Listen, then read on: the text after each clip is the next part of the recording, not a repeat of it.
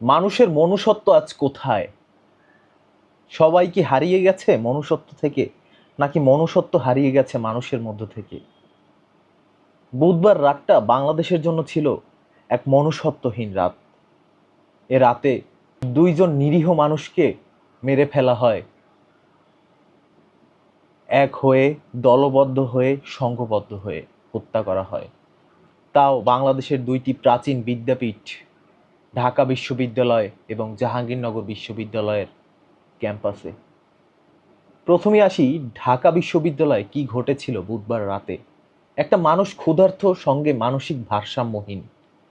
তার ভাই নেই, বাবা নেই, মা নেই, কেউ নেই। সে রাস্তায় ঘুরে বেড়ায়।